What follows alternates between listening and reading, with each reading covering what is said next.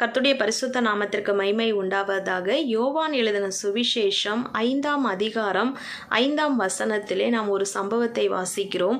அங்கே 38 வருஷம் வியாதியாய் இருந்த ஒரு வியாதியஸ்தனை இயேசு கிறிஸ்து சுகமாக்குறதை குறித்து நாம் பார்க்கிறோம். பிரியமானவர்களே, அங்கே இயேசு அந்த வியாதியஸ்தனை பார்த்து கேட்கிறார், நீ சுகமாக வேண்டும் என்று விரும்புகிறாயா என்று. அங்கே பாருங்க, அந்த வியாதியஸ்தன் சொல்லலை எனக்கு விருப்பம் இருக்கு, என்னை சுகமாக்குங்க அப்படின்னு. அதுக்கு பதிலாக அந்த வியாதி குணமாகிறதுக்கு ஒரு வழியை அவன் சொல்கிறான் பாருங்க. என்னை கொண்டு போய் விடுவதற்கு ஒரு ஆள் கூட இல்லை, நான் போகிறதுக்கு முன்பாக வேற ஒருத்தன் போய் சொஸ்தமாகிறான். அப்போ அவனுக்கு அந்த விருப்பம் இருக்குது, ஆனால் வழி தெரியல. பிரியமானவர்களே, இயேசு கிறிஸ்து தான் வழியும் சத்தியமும் ஜீவனுமாய் இறங்கி வந்து அந்த வியாதியஸ்தனுக்கிடம் போய், வியாதியஸ்தன் இயேசு கிறிஸ்து கிட்ட வரல, ஆனால் இயேசுவே போய் அவன் நெடுநாள் வியாதிப்பட்டு இருக்கிறதை அறிந்து அவனை விடுதலையாக்க வேண்டும் என்று உனக்கு விருப்பம் இருக்குதான்னு கேட்குறாங்க. பிரியமானவர்களே, நம்ம கூட பாருங்க, அநேக நாட்களாக ஒரு பிரச்சனையோடு போராட்டத்தோடு இந்த சொல்லப்பட்ட போல வியாதியினால் நம்ம கவலைப்பட்டு இது முடியுமா முடியாதா, அவ்வளோதானா நம்ம வாழ்க்கை முடிஞ்சிருச்சான்னு நம்ம தேங்கி கொண்டு இருக்கிற வேளையில் கர்த்தர் இன்னைக்கு உங்களை பார்த்து கேட்குறாரு, எனக்கு செய்ய வல்லமை இருக்குன்னு நீ நம்புறியா அப்படின்னு.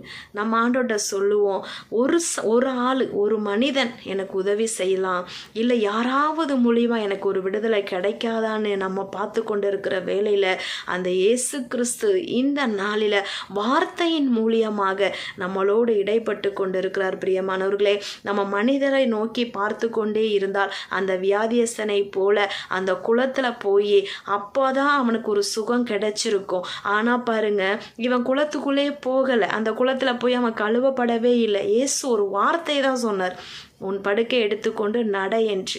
பாருங்க, எல்லாருக்கும் நடந்தது போல அந்த 38 வருஷம் வியாதியஸ்தனுக்கு நடக்கலை. நம்மளுக்கும் அப்படிதான் பிரியமானவர்களே. இந்த பூமியில் மற்றவங்க மனுஷனை பார்த்து ஒரு உதவியோ ஒரு ஏதாவது ஒரு அடைக்கலமோ நம்ம பார்த்துருப்போமானால் இம்மைக்குரிய காரியத்திலையும் சரி மறுமையிலையும் சரி நம்ம மற்றவங்களுக்கு நடக்கிறத போல தான் பார்த்துட்ருப்போம் பிரியமானவர்களே. ஆனால் இந்த நாளில் இயேசு கிறிஸ்து நம்மளுக்கு வழியாகவும் அவருடைய வார்த்தை நம்மளுடைய இருதயத்தில் வைத்து என்ன ஆசீர்வாதத்துக்காக நீங்கள் நெடுநாள் காத்திருக்கிறீங்க, என்ன ஆசீர்வாதம் உங்களுக்கு செய்யப்படணும் என்று நீங்கள் மனுஷனை நோக்கி பார்த்துட்ருக்கீங்க, அந்த இடத்துல இந்த நாளில் வார்த்தையாகிய கிறிஸ்துவை நாம் நிறுத்தும் போது சொல்லப்பட்டிருக்குதுல, யோவானில் நம்ம வாசிக்கிறோம் பார்த்தீங்களா, அந்த வார்த்தை மாம்சமாகி. அப்போது பைபிளில் இருக்கிற ஒவ்வொரு வார்த்தையும் நம் இருதயத்திற்குள்ள அது மாம்சமாக மாறி அது இயேசு கிறிஸ்துவின் வார்த்தை. அந்த வார்த்தை நம்மளுக்கு ஒரு அற்புதத்தை செய்யும்படியாக அந்த வியாதியஸ்தனுக்கு பேசுகிறது இயேசுன்னு தெரியாதுன்னு அங்கே சொல்லப்பட்டிருக்கிறது. ஏன்னா பாருங்க, அந்த வியாதியஸ்தன் 38 வருஷமா வியாதிப்பட்டு இருக்கிறான். ஏசப்பா வாழ்ந்த நாட்கள் பார்த்தீங்கன்னா 33 வருஷம்தான். அப்போது இந்த வியாதியஸ்தனுக்கு பின்பாக தான் இயேசு கிறிஸ்து பிறந்திருக்கிறார். அது வரைக்கும் இயேசுவை பற்றி அவன் ஒரு நாள் கூட கேள்விப்படாமல் இருந்திருக்கலாம். மேபி அவன் இயேசுவை பார்த்ததே இல்லை அப்படின்னு சொல்லி தான் அங்கே சொல்லப்பட்டு இருக்கிறது.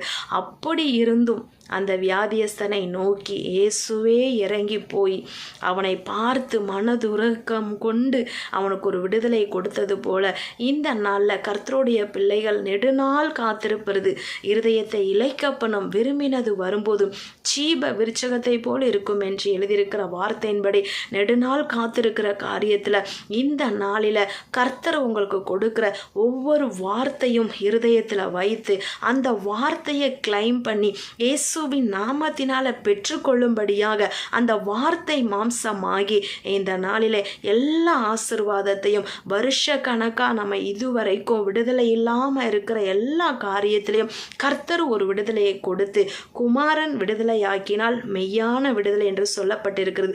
அது எங்கே இருக்குது? அந்த ஆண்டவருடைய வார்த்தையில், அவருடைய வல்லமையில், அவருடைய நாமத்தை நம்ம சுதந்தரித்து அவருடைய ஆசீர்வாதத்தை பெற்றுக்கொண்டு பின் நாட்களில் அந்த வியாதி வியாதியஸ்தன் எழும்பி நடந்து எல்லாருக்கும் சாட்சியாய் நின்றது போல இந்த நாளிலும் கர்த்தருடைய வார்த்தையாகிய அவருடைய ஆசீர்வாதத்தை நம் இருதயத்திலே வைத்து மற்றவர்கள் பார்க்கும்போது அது ஒரு மகிமையை கொண்டு வரத்தக்கதாக கர்த்தருடைய நாமத்தை உயர்த்தும்படியாக பூமியில் உள்ள சகல சாதிகளை பார்க்கிலும் உன்னை மேன்மையாக வைப்பேன் என்று சொன்ன அந்த வார்த்தையின்படி மனுஷனை நோக்கி நாம் பார்க்காதபடிக்கு வார்த்தையாகிய கிறிஸ்துவை நாம் வைத்து கொண்டு அவருடைய ஆசீர்வாதத்தை சுதந்திரிக்க இந்த நல்ல கர்த்தர் நமக்கு உதவி செய்வாராக. நாம் ஜெபிக்கலாமா?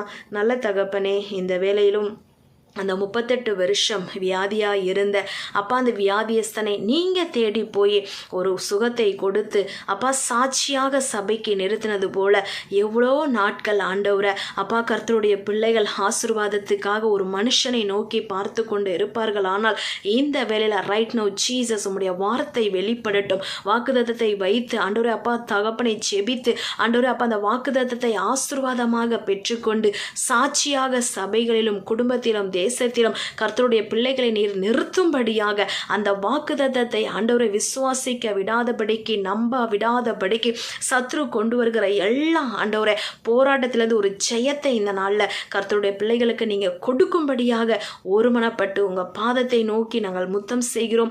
உங்கள் கரம் ஆண்டவரே ஒவ்வொரு கர்த்தருடைய பிள்ளைகளுக்கும் ஆண்டவரே அப்பா ஆசீர்வாதத்தை கொடுக்கட்டும். உங்கள் வார்த்தை ஒவ்வொரு குடும்பத்திலும் ஆண்டவரே அப்பா நிலைத்திருக்கட்டும். வார்த்தைக்குரிய அபிஷேக ஆண்டவரே ஆசீர்வாதம் பூரணமாய் கட்டவிழ்க்கிறோம். இயேசு கிறிஸ்துவின் நாமத்தினால அப்படியே உண்டாகட்டும்.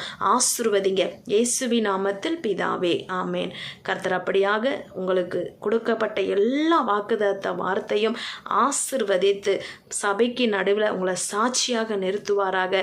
விசுவாசத்தோடு நம்பிக்கையோடு விருப்பத்தோடு ஆசீர்வாதத்தை பெற்றுக்கொள்வோம். கர்த்தர் பெரிய காரியங்களை செய்வாராக. God bless you. ஆமேன்.